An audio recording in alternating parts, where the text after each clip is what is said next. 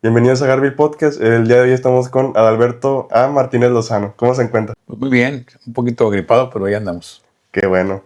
La primera pregunta que hacemos normalmente es, ¿cuál era su sueño de la infancia? Bueno, pues tuve varios, ¿verdad? Pero ya en la época de terminar la primaria y la secundaria, la idea era estudiar en Monterrey. Desafortunadamente mi papá muere en septiembre del 52. Por un lado, y por otra parte, la coincidencia de que en ese año también se inició la secundaria aquí en Terán. Yo fui de los primeros alumnos de la escuela, de los fundadores. Entonces, pues aquí me quedé el periodo de secundaria. Después, con el apoyo de un tío y un amigo de papá, me ingresé a la Escuela Normal de Montemorelos. Me recibí como maestro. Trabajé, hice mi práctica en la Jesús María Garza y ahí continué por 2 años más. Luego de ahí, la Secretaría de Educación me mandó a fundar la Escuela Presidente Calles, que se encuentra al oriente de la ciudad, donde estuve nada más un año. El director de la escuela secundaria, en ese tiempo, me invitó a que fuera a trabajar a la secundaria. Y me fui, y ahí estuve un buen rato. Hasta ahí me jubilé en secundaria. ¿Qué fue lo que más le impactó de ser maestro, de ejercer esa carrera? Mira, hay muchas cosas, pero un detalle muy interesante es que yo no aspiraba a ser, yo soy maestro, fui maestro de matemáticas, pero yo no aspiraba a ser maestro de matemáticas. A mí me gustaba la literatura, me gustaba todo eso, pero circunstancialmente me hago cargo de las matemáticas. El director que me invitó a trabajar ahí a la secundaria, me dice, te voy a dar una clase de matemáticas sencilla. Y dije, yo no sé nada de matemáticas, pero no digo, sí, sí, no tan sencillo. Sí, nada más que después, a los años siguientes o 2 años, el director se va a otro cargo y con él se va también a otros maestros y se va el maestro de matemáticas que había ahí. Entonces la directora me dice, ¿y ahora quién va a dar matemáticas aquí? Y me dice que me queda viendo. Y bueno, está bien, pues adelante. Y a partir de ahí cuando digo circunstancial que yo estudiara matemática. Ya después me gustó, me fui a especializar a Monterrey, a la Normal Superior. Y entonces ya trabajé ahí, luego se formó la preparatoria 14 y nos invitaron a participar también ahí, o a fundarla también inclusive. Y ahí estuvimos hasta que yo me jubilé en el año 2000 en la preparatoria. Dejé de ser maestro ya de planta, de grupos, ante grupo en el año 2000. En ese inter, el colegio Francisco Jaime González, eh, que era, lo dejan las monjas, y entonces el padre Urbano, que en ese tiempo estaba aquí en Terán y que era conocido mío y amigo, para descanse, y un grupo de damas me invitan a que vaya a dirigir el colegio. Estaba decaído por completo. Las religiosas habían casi descuidado mucho. Entonces me voy y logramos levantar el colegio y ahí estuve 5 años en ese inter. Entonces esa es mi historia como maestro. Excelente. ¿Y en qué momento, ya para cuando había estudiado, ya cuando estaba ejerciendo, ya le llamaba la atención la literatura? Pero ¿en qué momento fue que le empezó a interesar?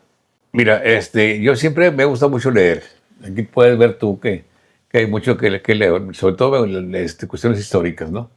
Entonces, también otra cosa circunstancial, eh, yo estaba muy tranquilo aquí en mi casa, ya había jubilado, retirado de todo, sin ningún problema. Y entonces un día me hablan de la presidencia municipal, el doctor Enrique Delgado, que era el alcalde de ese tiempo, y me invita a que yo sea el cronista de la ciudad. Y te voy a contar una anécdota. Este, vida. Y pues bueno, digo, pues está bien, a ver qué puedo hacer por eso, ¿verdad? Y acepto. Y llego aquí a la casa y le digo a mi esposa, le digo, oye, fíjate que me acaban de invitar a que sea el cronista de la ciudad. Una de dos, o creen que sé mucho de historia, o de plano, pues no hubo más, ¿verdad? Y entonces, bueno, ahí vamos. Ya me incorporé al trabajo este. Afortunadamente para mí, me tuve que ingresar a la Asociación de Cronistas Municipales y el presidente en ese tiempo era muy amigo mío de tiempo atrás. Entonces me recibió como bien y encontré ahí varios amigos que estaban también, ya eran cronistas de otros municipios. Y, y me encargué y fui buscando y fuimos, y empecé a investigar y a hacer y a buscar en todo, en todas partes, ¿verdad? Este, uno de mis amigos, precisamente de la crónica, me dice un día, dice, oye, si gustas, era y es todavía el director del archivo del Estado de Nuevo León. Entonces me dice, si gustas, lleva una memoria ahí al archivo, diles que vas de parte mía, que te graben todo lo que hay detrás.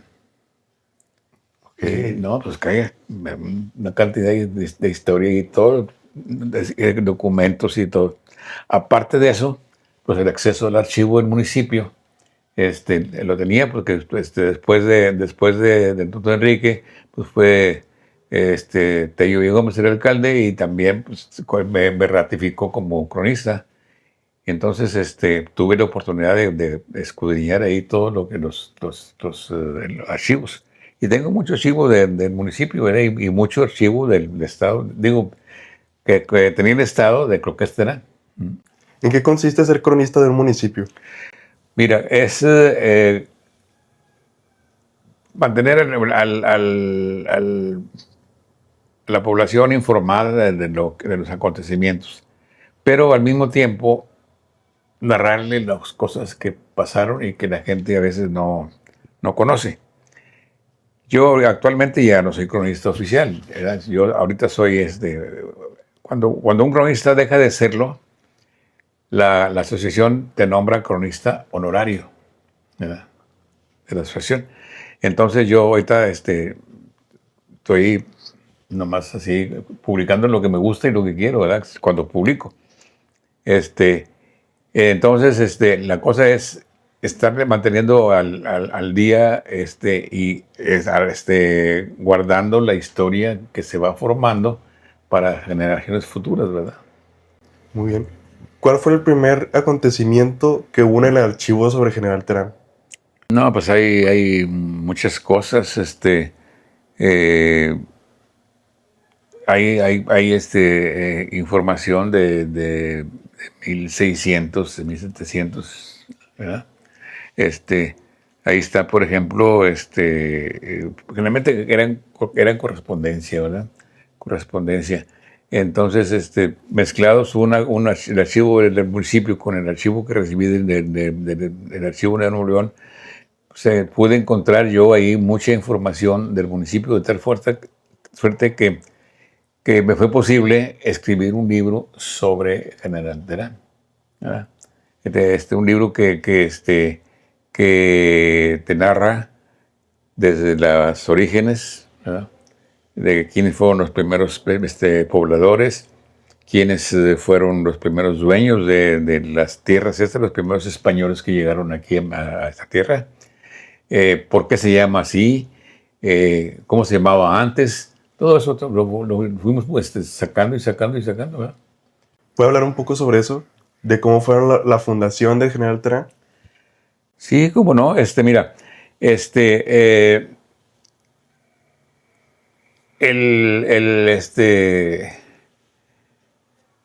año 1636, eh, el gobernador Martín de Zavala traía la consigna de hacer producir esta región, que se llamaba Nuevo Reino del León. Y los primeros municipios fundados fueron Cadereyta, Cerralbo, ¿verdad? Pero había muchos conflictos con los nativos y entonces trajo gente de otra parte, ¿verdad? Entre ellos venía Alonso de León, el capitán Alonso de León, varios.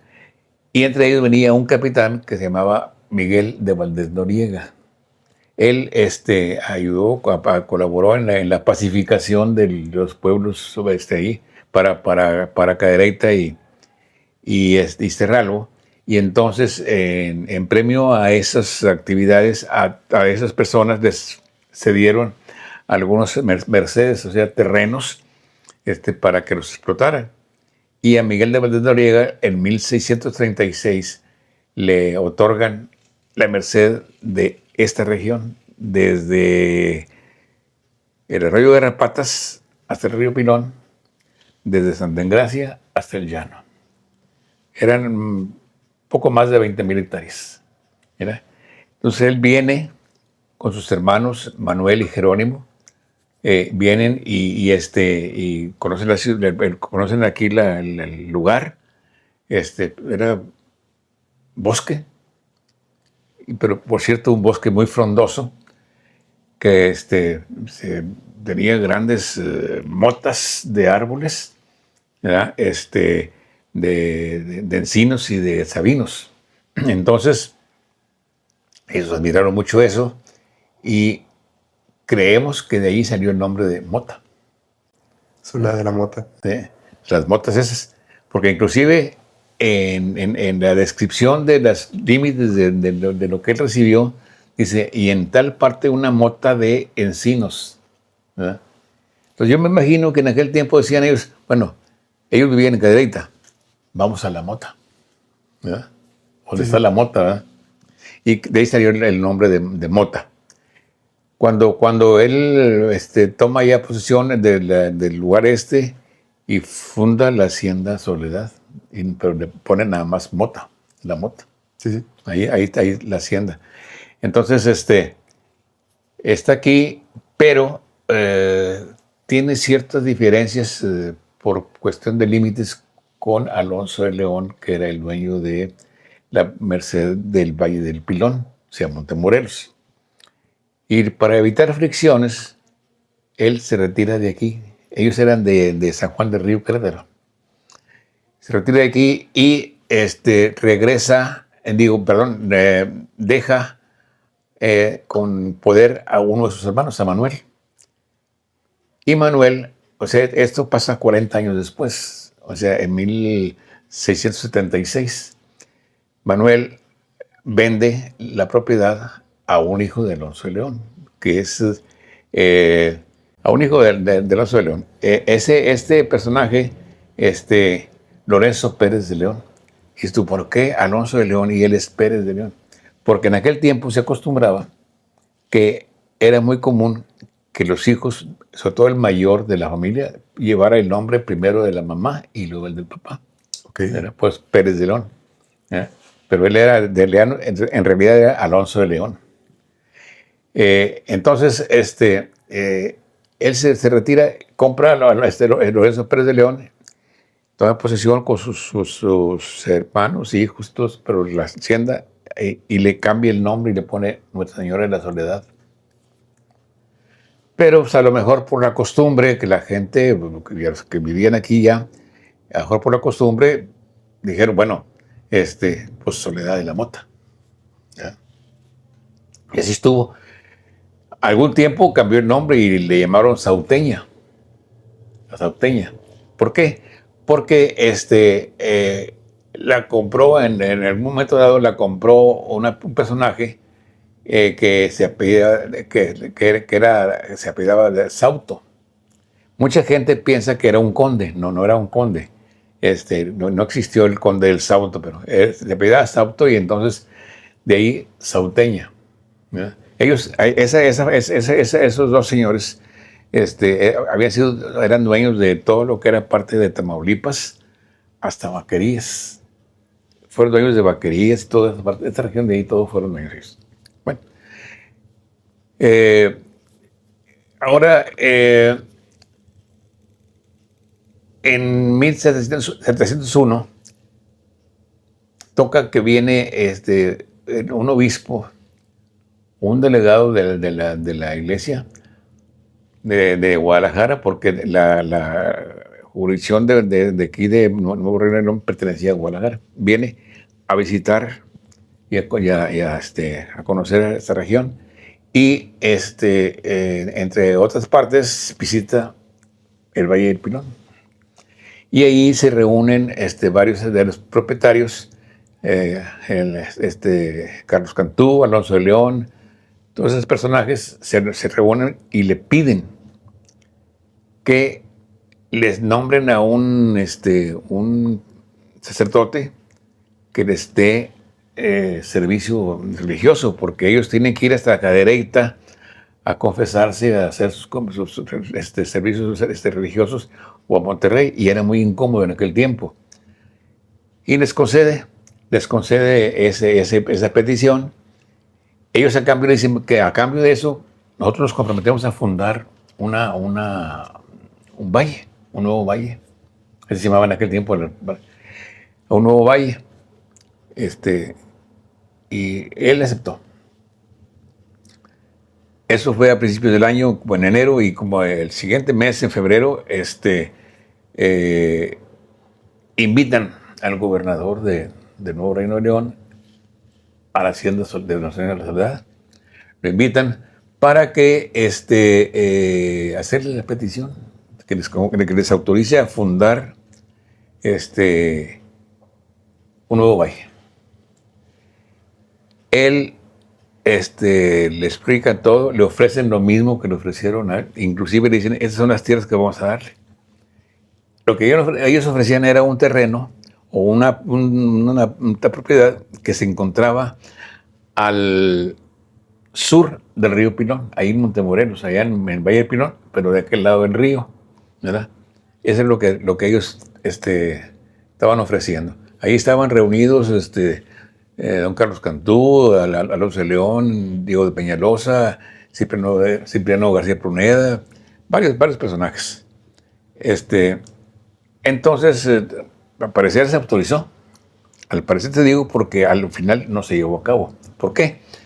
Porque un hermano de Cipriano García Pruneda estaba casado con la hija mayor de don Lorenzo Pérez de León. Era de los dueños de aquí. Entonces, él, un hermano de él, Luis, interpuso una querella ante el obispo, diciendo que el terreno que estaban ofreciendo no era de ellos, que pertenecía a otras personas. Y eso duró mucho tiempo, la querella esa, el juicio ese, y fue hasta 1746 cuando se resolvió. Y es cuando ya se autoriza la fundación del valle. Pero entonces ya no en donde ellos se habían ofrecido, sino que aquí los dueños de la hacienda, ya había muerto Lorenzo Pérez de León, ya había muerto don Carlos Cantú, ya habían muerto varios. Entonces los descendientes, vamos a fundar el valle, el valle y vamos a hacerlo aquí en los terrenos de Soledad de la Mota.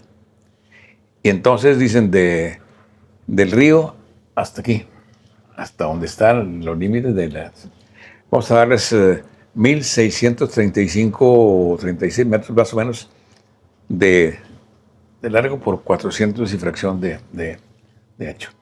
O sea, desde la calle Cuauhtémoc, la última, y que vaya para la Colonia Progreso, hasta la calle Matamoros en aquel tiempo, que es la que va al Panteón. Del límite de la hacienda hasta el río. Eso fue el primer general Terán, que en ese momento le pusieron Valle de la Purísima Concepción de la Mota. Fíjate, Valle de la Purísima Concepción de la Mota. En consecuencia, la iglesia, su santa patrona, era Nuestra Señora de la Purísima Concepción. Se celebraba el 8 de diciembre. Y así estuvo. Entonces, eso ocurre el 1746.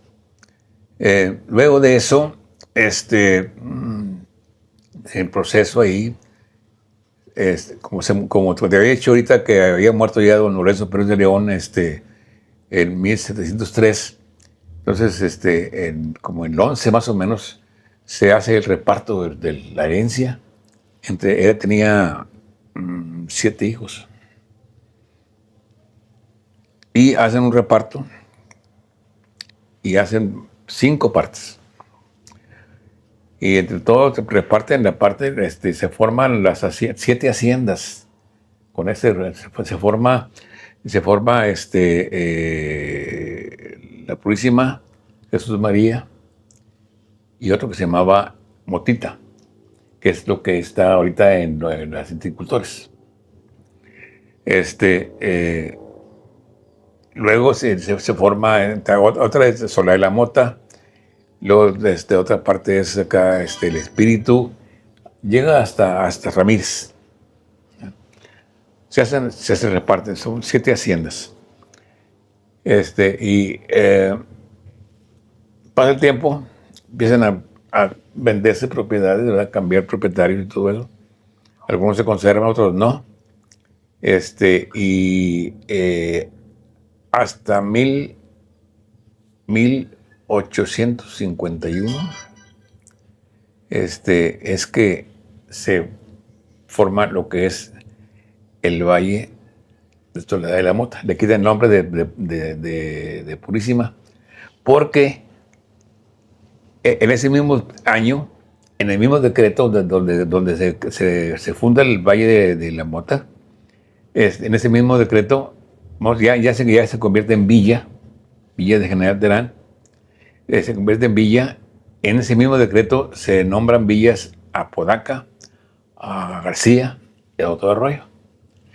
Pero Doctor Arroyo tenía como nombre, se llamaba Purísima Concepción. Y le dejaron a ellos el nombre de Purísima Concepción y aquí les volvió a ser Soledad de la Mota. Pero si revisamos tengo también los archivos de la iglesia. Si revisamos los archivos de la iglesia, nos damos cuenta que los bautizos, todo lo que había de registros en el Valle de la Purísima Concepción, ¿verdad? Había ferias en esas fechas, ¿no? En honor a la santa patrona que era la Purísima Concepción. Cambia el nombre y queda como Soledad de la Mota. Y en grandes rasgos, más o menos, ese es el origen de nuestro pueblo. Ya a partir de entonces se llama Villa de General Terán, ¿verdad? En honor al general Manuel de Mier y Terán, que fue un insurgente muy importante, muy importante, que lamentablemente la historia no le ha dado su lugar, pero sí muy importante. Él participó en la Guerra de Independencia al lado de Morelos. Luego, ya que ya terminó la guerra, ahí lo mandaron a checar todo lo que es el estado de Texas porque estaba en peligro de perderse como se perdió, porque no le hicieron caso a él. Él les advirtió, dijo, aquí hace falta que venga población de nosotros porque están viniendo gentes a invadir, que se perdió. Pero sí era muy importante él. En ese tiempo, una leyenda o mito que se escucha mucho en General Terán es que entre la Escuela Jesús María, la iglesia y otros caminos hay túneles. ¿Hay algo en el archivo que hable sobre esto? Mira, pues como tú dices, son leyendas, ¿no? Son leyendas. Sin embargo, yo alguna vez leí y no he vuelto a encontrar dónde lo leí, pero en una ocasión leí yo que el verdadero túnel estaba del kiosco a la presidencia municipal. Del kiosco a la presidencia municipal. La presidencia municipal estaba enfrente de la Plaza Zaragoza, en la casa que está seguida al Oxxo, hacia el poniente. Esa era la presidencia municipal, una cosa que está abandonada ya casi cayéndose. Entonces, yo lo que alguna vez leí, porque ahí se usó para un escape de unos personajes de la presidencia al kiosco. Es lo único que yo tengo. Hay muchas versiones que del colegio, pero pues el colegio, ¿por qué? Si el colegio fue una cosa muy después. Hay otra que es de la Jesús María, porque ahí estaba el cuartel, pero tampoco muy... ¿no? Y sí, como te digo, son leyendas. El túnel ese que yo creo que se hizo, era precisamente por eso, para escape. Para escape. Ok, ¿lo hicieron internos o lo hicieron del mismo municipio? Eso sí no sabría decirte porque debe haber sido por parte de algún gobernante. Usted escribió un libro. ¿Cuál fue el proceso para escribir ese libro? Pues lo primero es documentarte, bueno, escoger el tema, ¿no? Mi primer libro que escribí fue Crónicas sobre General Terán. Este libro contiene biografías de personajes de aquí de Terán, destacados en diferentes renglones, ¿verdad? Entonces me dediqué a investigar sus historias de cada uno. Busqué más o menos los nombres. Aquí, aquí encuentras tú lo que hicieron por Terán. Por ejemplo, aquí está Domingo Narciso Allende. Domingo Narciso Allende es una historia interesante. Él era primo hermano de Ignacio Allende. Sin embargo, él era realista, defendía la causa de los españoles. Estaba en contra de la independencia. Y él, en algún momento dado, vino a dar aquí y fue dueño de propiedad, era muy rico. Pero él dicen que era muy cruel, ¿verdad? Y aquí estuvo, y cuando la guerra de independencia, que fue invadido esta región ya de aquí, tuvo que huir y lo mataron por allá en Tamaulipas. Aquí viene la historia. Tengo a Manuel de Mediterrán, que pues obviamente es de nosotros. Una poeta, la primera mujer poeta que escribió un libro en Nuevo León, se llamaba Isabel Leal de Martínez. Ella escribía poesía. No hay mucho, aquí viene un fragmento o dos de sus poesías. El licenciado Hermenegildo Dávila González, un escritor, poeta y personaje grande que era de aquí de Terán. El capitán de caballería, don Catarino Hernández Jagle, él fue comandante de las fuerzas aquí municipales y a él lo mataron en el momento en que fue invadido Terán por los revolucionarios. Él defendiendo el municipio. Jesús María Garza, personaje general en revolucionario. ¿Cuál es su historia de Jesús María Garza? Jesús María Garza nació aquí en Terán y él se incorporó, él era ingeniero militar, ingeniero, sí, y se incorporó a las fuerzas revolucionarias estuvo con Obregón. Era el brazo derecho de Obregón. Él impidió, cuando Obregón perdió la batalla de Celaya, que le mocharon su brazo, él quería suicidarse. Y entonces José María Garza impidió que se suicidara. Y anduvo de muchos combates al lado de Obregón. Luego ya después que pasó, fue nombrado ocupando varios puestos importantes, secretario de guerra, jefe de las fuerzas ahí del Distrito Federal. Y en cierto momento viene aquí a Nuevo León y pues, se convierte en candidato único para ser gobernador de Nuevo León. Sin embargo, antes de las elecciones, él se suicida. ¿Por qué? Se dice que porque él padecía una enfermedad muy fuerte que lo decía como dolor en la cabeza, no sé, así. Entonces, se sintió que no podía seguir viviendo y se suicidó. Y se perdió ese personaje muy importante. Jesús María Garza. Jesús María. ¿Y Moisés Sáenz? Moisés Sáenz no era de aquí. Moisés Sáenz era hermano de la esposa del ingeniero Plutarco Elías Calles Grande, doña Elisa Sáenz. Él era hermano de él era un maestro destacado, ¿verdad? Que fue el fundador de las secundarias en México. Plutarco Elías Calles, ¿cómo llegó de ser de General Terán a ser presidente? Mira, Pues Álvaro Díaz Calles, aquí, quien llegó aquí fue el hijo de él, el hijo del general, que también se llamaba Plutarco Díaz Calles, Chacón.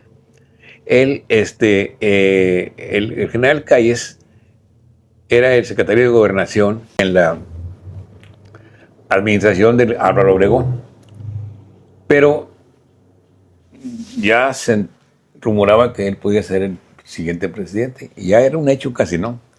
Entonces, él me platicaba a sus nietos que él pensó, dijo, yo tengo que retirar a mis hijos de aquí de México, porque si voy a ser presidente, nos van a acosar la gente para sacar beneficios de ellos, ¿verdad?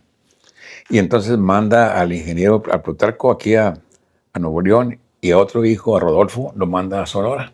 Ellos eran de Sonora. Viene aquí y entonces, pues le dice, busca un lugar. Y Jesús María Garza, que era amigo ahí, eran de los mismos, y con el Álvaro Obregón y todos, le dice, general, en Terán hay un lugar, una hacienda muy bonita, muy próspera, y la está en venta. Y vino a verla. La vio y le gustó, y le dijo a su hijo, cómprala. Y la compró. Entonces, ya estando aquí, el ingeniero Plutarco, se casa, y su papá, el general Calles, toma la hacienda como un lugar de descanso, de reflexión, previo a su candidatura a la presidencia municipal, a la presidencia de la República. Entonces el general Calles permanece aquí por un periodo de como 4 o 5 meses, sin ir a México. De aquí despacha, como secretario de Gobernación, de aquí despacha. Aquí vienen a visitarlo todos sus amigos que lo están promoviendo para la presidencia de la República. Y de aquí se va como presidente, ya como candidato a la presidencia de la República. Muy bien. En ese tiempo, los que estaban en la política eran soldados, militares. Generalmente militares. ¿Por qué se debía a eso? Bueno, al término de la revolución, así era, ¿verdad? Cada quien quería reclamar lo suyo, lo que creía haber ganado en combate, en las luchas, durante el periodo revolucionario. Y precisamente el general Calles termina con eso, formando un partido, el PRI. Él lo hace para que así todas las fuerzas se reúnan ahí, eso, y ya nadie pelee por ningún. Ahí entonces entró la paz completa. Sin embargo, siguió siendo, después del general Calles, después siguió, entre otros, el último general que hubo como presidente fue el general Cárdenas. De ahí para allá, no, perdón, después de Cárdenas fue el general Manuel Ávila Camacho. Fue el último presidente que fue militar. El general Anaqueto Guerrero, que aunque no nació en Terán, nació en Cadereyta, que después el lugar donde nació se convirtió en Ramones, y hay una confrontación entre Cadereyta y Ramones que lo pelean, pero en realidad sus papás eran de aquí de Terán. Y él vivió aquí siempre. Aquí tuvo un rancho, el Rancho Coyote, ahí estaba él siempre, y aquí en la Unión también. Y él fue gobernador del Estado. Él fue gobernador del Estado. Y pues sí ha habido otros personajes, pues, no muchos, pero sí ha habido personajes destacados. ¿Cómo fueron los tiempos de independencia y revolución en general, Terán?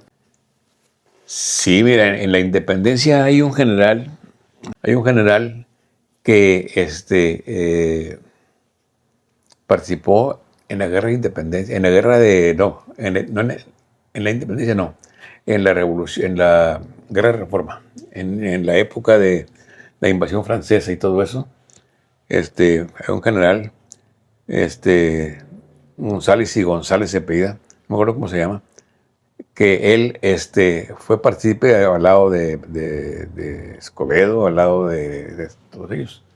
Era de Giterán, fue general, era un caballista excelente, y tuvo una participación muy destacada. Él en la guerra de reforma con la época de Juárez, ¿verdad?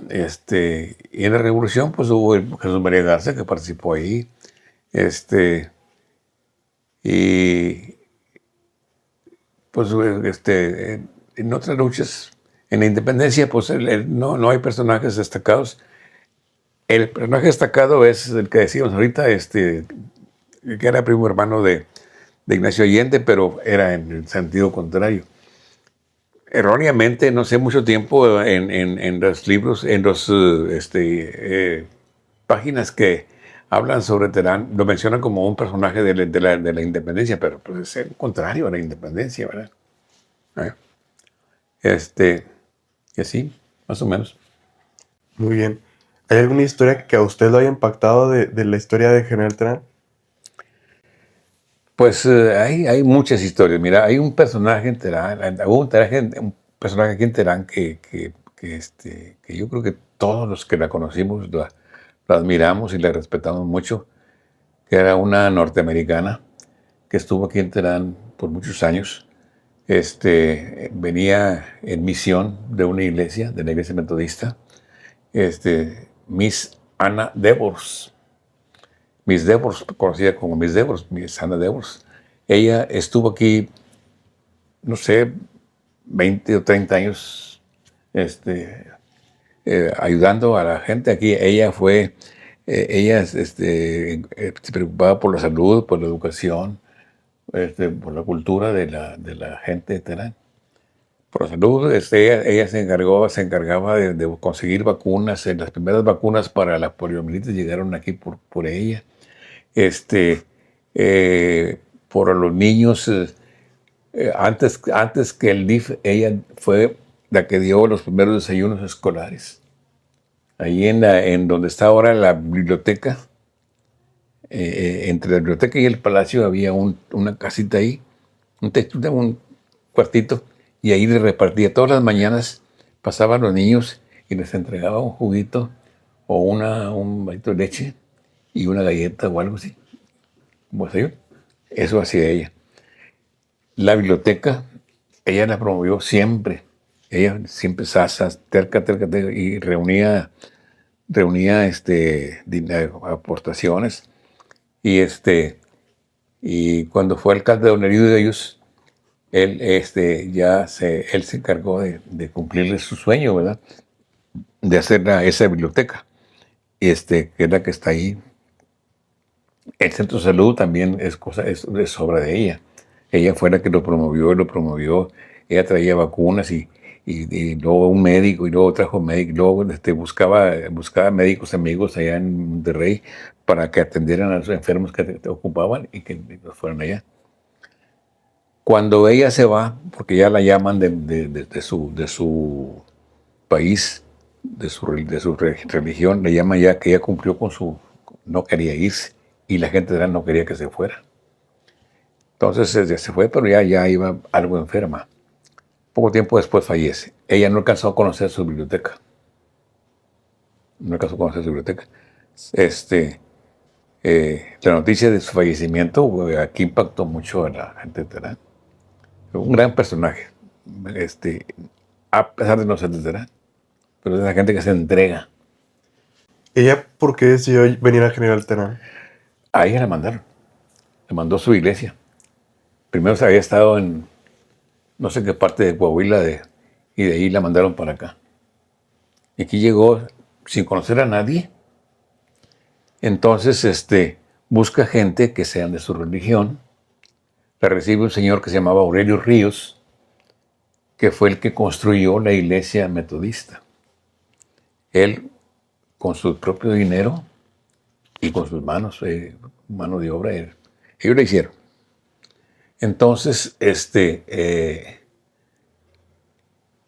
ahí se va con él, ahí se establece, empieza a buscar, a recorrer las calles para conocer a la gente, comienza a dar clases de pastelería a las señoras, y las señoras se arriman y a todo el mundo empiezan a quererla, ¿verdad? A los niños, yo fui uno de ellos, tenía en su casa juegos. rompecabezas y así.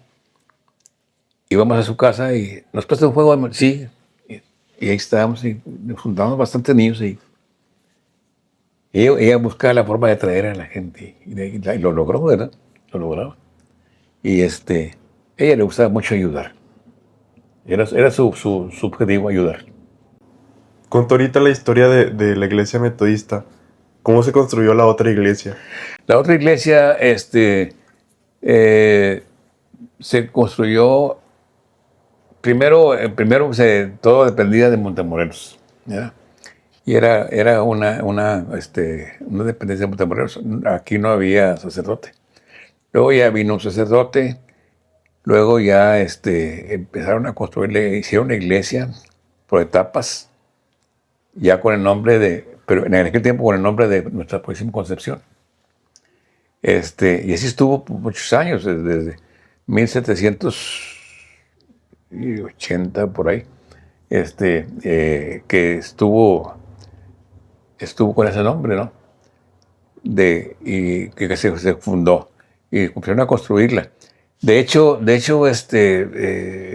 cuando se fundó el Valle de la Mota, el Valle de la Purísima Concepción de la Mota, no habían dejado terreno para la iglesia. Justamente ahí, como está ahí, que está medio atravesada en una calle y todo, ¿verdad? Sí, sí. Porque no habían dejado terreno para la iglesia. Como no habían dejado tampoco terreno para la presidencia. La presidencia municipal, ahí estuvo, pero era una casa particular que rentaba una señora que se llamaba Quiteria Rodríguez. Ella vendió al municipio ese terreno. Pero la iglesia también igual no estaba. Ahí se fue construyendo poco a poco. La última etapa de su construcción fue cuando le pusieron el reloj. Había un reloj ahí en la torre, porque no habían terminado la torre y lo terminaron y pusieron ahí el reloj. Pero eso ya fue en 1923 o 24 por ahí. Muy bien. Actualmente en cualquier municipio hay una iglesia, pero en ese tiempo, ¿cuál era la importancia de que cada municipio tuviera una iglesia? Bueno, eso era nuestro pueblo, a raíz de la venida de los españoles, se convirtió en un pueblo religioso católico.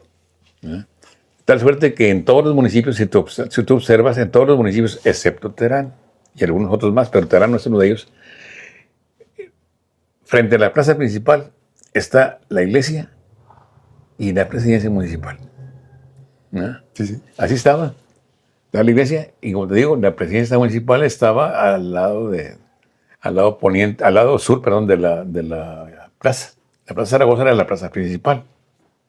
Luego, cuando fue presidente municipal el ingeniero Plutarco Elías Calles, se empezó a construir el palacio en la Plaza Juárez, que en aquel tiempo no era un terreno nada más, ¿verdad? Ahí en el centro.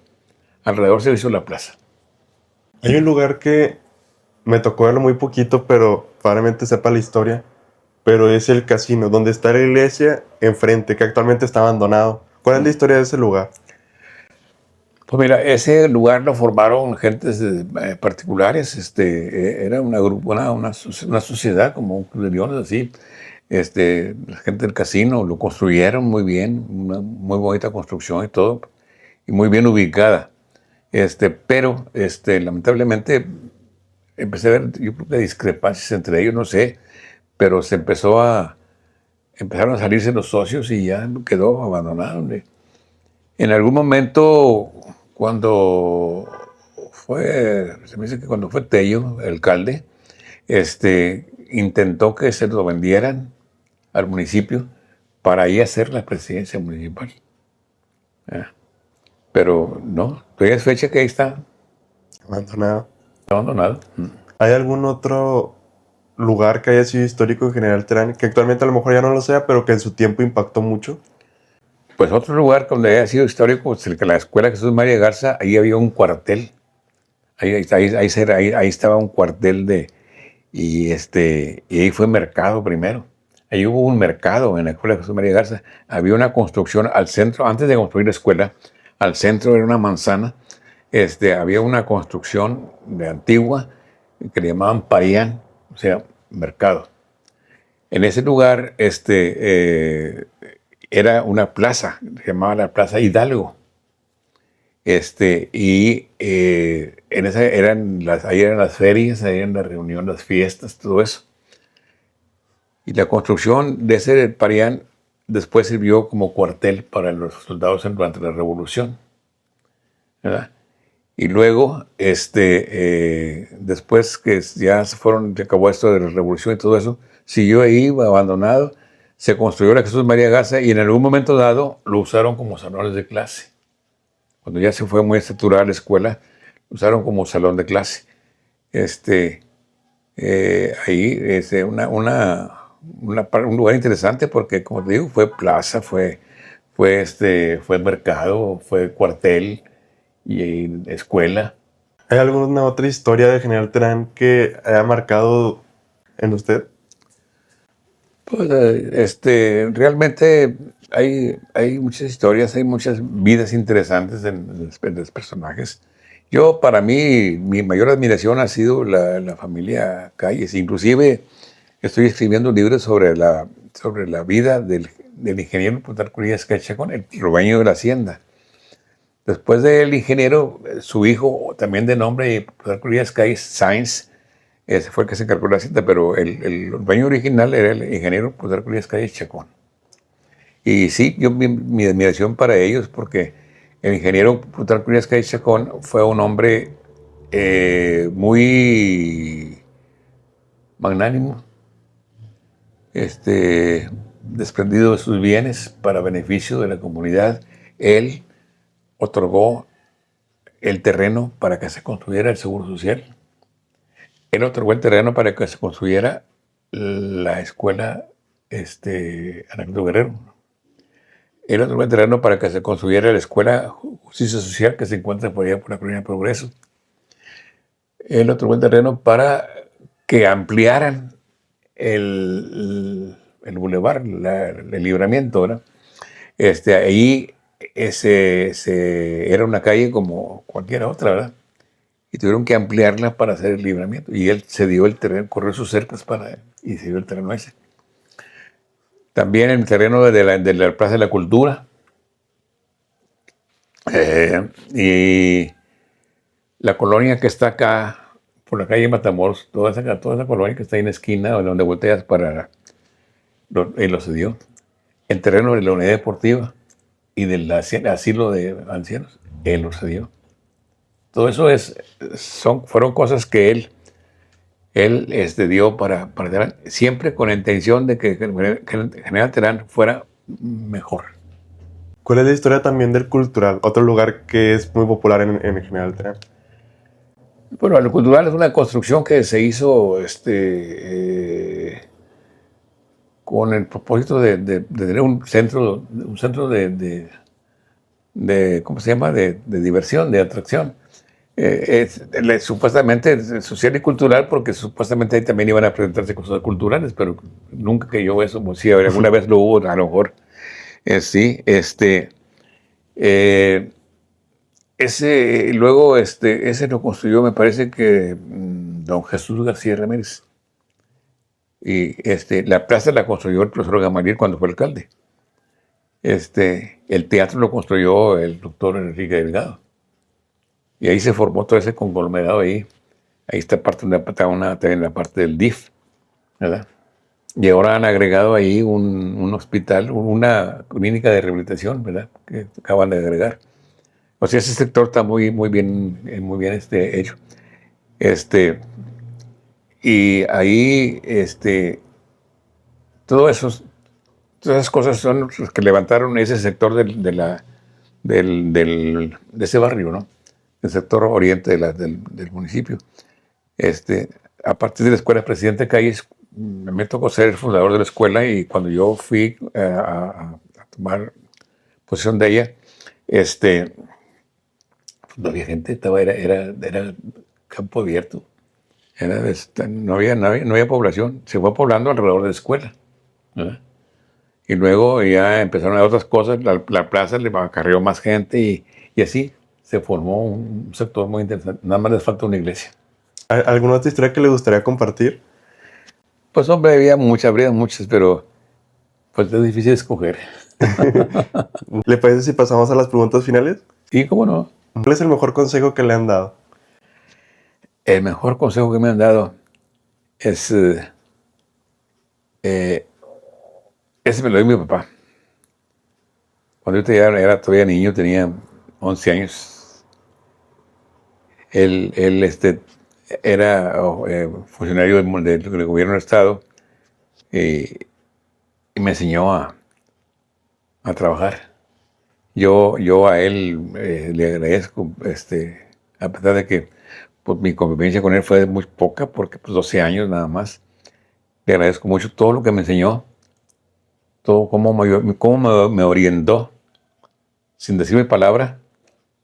Me decía, haz esto, no hagas esto, no vayas, si ve. Este, yo en el tiempo sentía como que estaba reprimido, como que no quería porque que yo quería salir a jugar con mis amigos y no me dejaba. No, ayúdame aquí. Que yo quería ir a la doctrina porque cuando salías a la doctrina, el padre Villegas, nos prestaba los guantes para ir a jugar al béisbol.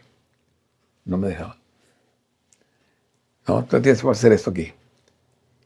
Y bueno, eso, sin decírmelo, me dio el consejo de que siempre tienes que estar en lo tuyo, ¿verdad? Siempre estar atender a lo tuyo.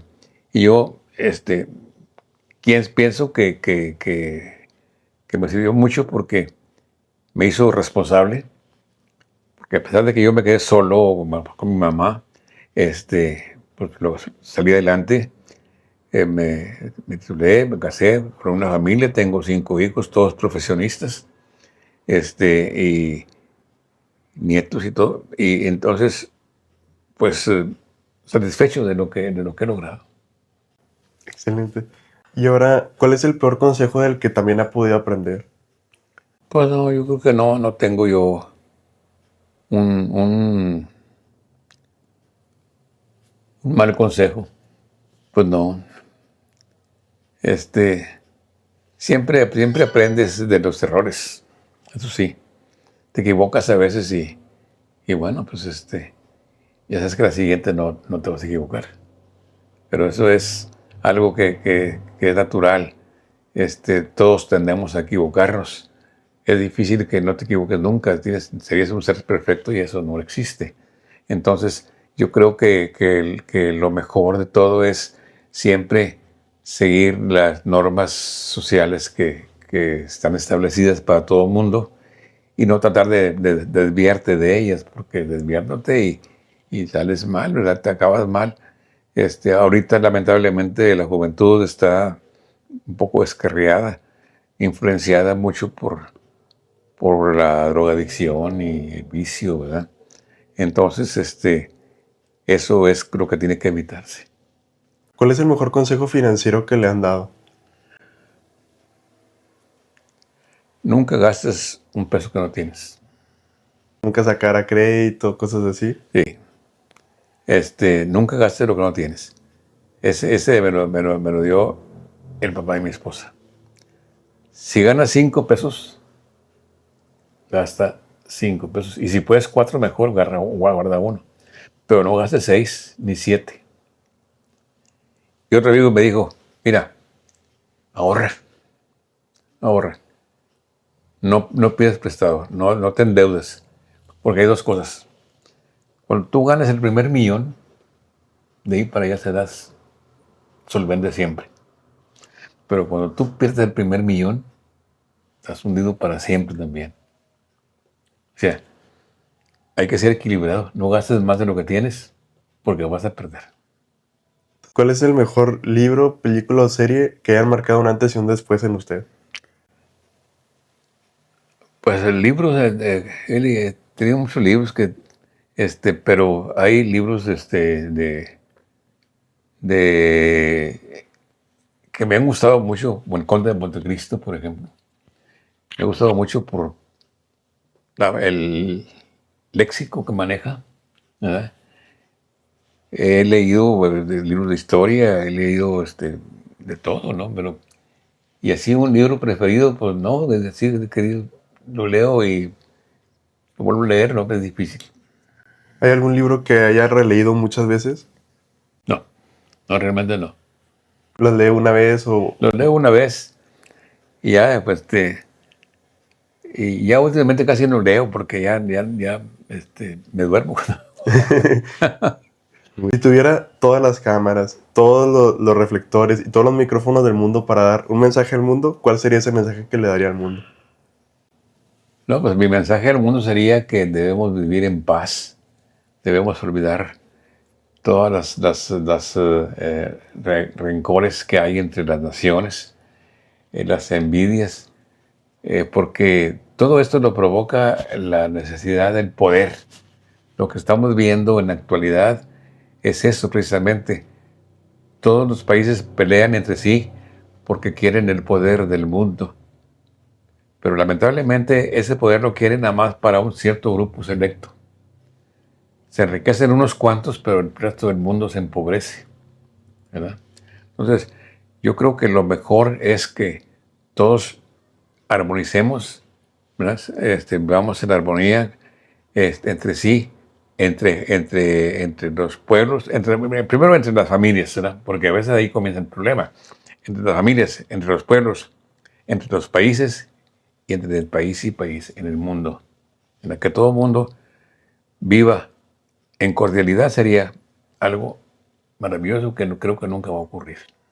¿Algo más que le gustaría compartir? Pues agradecerte nada más que esta entrevista. Lamentablemente, pues no hay quién. Ahí algunas personas escriben, eh, ah, ah, pero sin fundamento. Yo todo lo que yo escribo, he escrito 3 libros. Este es el último libro que escribí. Aquí está, ¿ve? Es el último libro que escribí. Yo tengo 3 libros escritos. Siempre con el apoyo del municipio.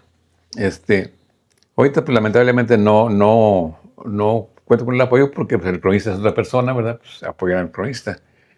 Pero sí, tenemos mucho material para publicar en un momento dado. Bueno, hablando de la oportunidad, tengo varias semblanzas de personajes de aquí de Terán y conocidos y algunos que la gente no conoció, pero que es justo que lo conozcan. Entonces, sí, vale la pena.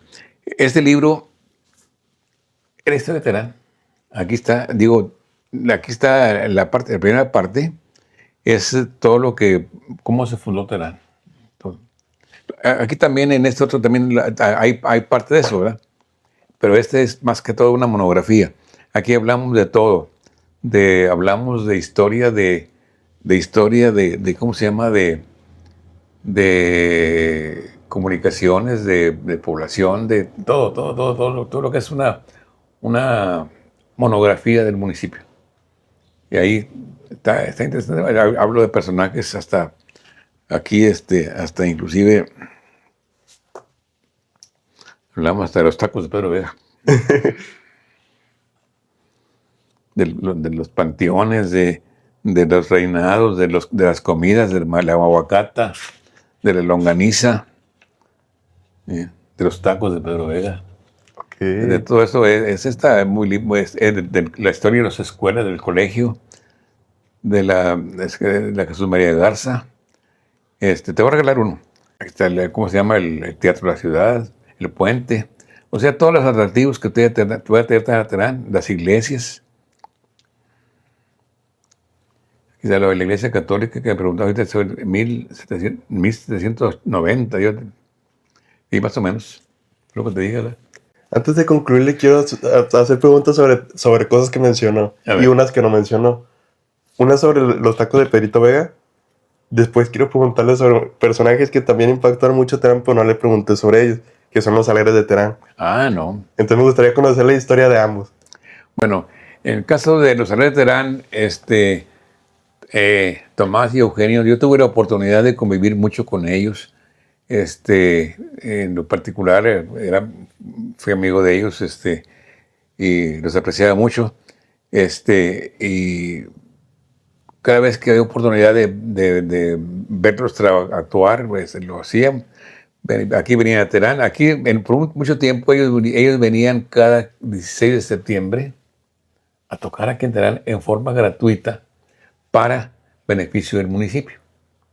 Hacían baile en la plaza, ¿verdad? En la plaza, generalmente era en la Plaza Zaragoza. Se hacía un baile en la plaza y tocaban. eh, lo que se cobraba de distintivos era para beneficio del municipio. Ellos siempre apoyaron al municipio. Y ellos se formaron eh, trabajando primero en los bares, en las cantinas. Luego, de alguna manera, se juntaron y se fueron a Monterrey, allá a un programa de la XT, con un locutor que se llamaba Juan Cejudo. Y él fue el que les puso los Aleros de Terán, porque actuaban y tocaban y luego venían comercial y todo eso, y ellos empezaban acá a divertirse, risa. Y, y que platican anécdota que decían, que dijo Juan Cejudo, bueno, ¿y ustedes qué tanto se ríen? Digo, es que así somos los de Terán, muy alegres. Y los Aleros de Terán. Y ahí salió el nombre. Wow. ¿Eh? ¿Y cuál es la historia de los tacos de Pedrito Vega que hasta la fecha siguen, pero son tacos que han estado por mucho tiempo? Sí, no, lo de Pedro Vega, tiene historia muy larga. Él comenzó en la calle, así, ¿Cuántas generaciones han pasado de los tacos de Pedrito Vega? muchas. De los dueños nada más, bueno, fue él y luego ahora Pedro, el hijo. Falleció Pedro, este, pero los tacos de Pedro Vega comenzaron como por los años 40, 40 y tantos, ¿verdad? Más o menos. Comenzaron por ahí, se me hace que por ahí, por entrar al casino, Sí. pues ahí comenzaron. Luego se pusieron más enfrente en donde está ahorita la florería, más o menos, ahí en el centro. Y luego se pusieron enfrente a donde está la otra florería, ¿verdad? Luego se cambiaron bueno, que yo me acuerde, a donde están ahora, ¿verdad? Y Pedro siempre estuvo siempre ahí al frente del negocio y ellos preparaban todo, salsas y cacahuates y la carne que picaban, las tortillitas, las compraban, no sé, pero muy bien. Y una tradición para todo el mundo, ¿verdad? Toda la gente. Un amigo mío que es el cronista de Ramones me dijo un día, oye, quiero ir a Terán. Sí, cuando quieras. Digo, quiero ir a probar los tacos de cacahuate. Chingados, pues. Tacos de cacahuate, un taco de cacahuate. Sí, digo, me dijeron que son muy ricos estos tacos de cacahuate. No, dije, no sé dónde será en eso. Sí, dijo, le pone que no, hombre, son tacos, son de carne, nomás que le ponen cacahuates, es una novedad, chica, pero no son de cacahuate. ¿Cuál es la historia también de las magocatas? Algo que se consume localmente y creo que no he visto en algún otro lugar. Bueno, la magogata, pues se consume aquí, se consume en Cadereyta y se consume así como así cocida. Y por acá, por Tamaulipas. Pues se pierde la historia, el inicio. ¿Quién comenzó a consumirla? Pues a lo mejor los primeros pobladores, ¿verdad? Lo que sí es cierto que Terán es maguacatero. Tanto que Jeremías Becerra, un cómico, un locutor eh, era comediante, te decía raza maguacatera. Él fue el que invitó esa frase de raza maguacatera. Sí, ¿Y se quedó? se quedó. Yo encantado de servirte. Encantado de servirte. Tu papá fue un alumno mío y lo conozco muy bien. A todos ellos, desde el más grande hasta el menor. Tu papá es el menor, ¿no?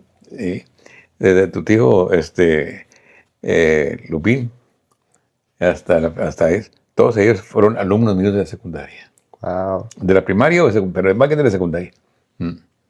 Tu abuelo, mi amigo y hermano de logia, Pito, este, cuando yo trabajaba en la Jesús María Garza, lo veía que llegaba con un niño, una niña de brazos ya a la matricular.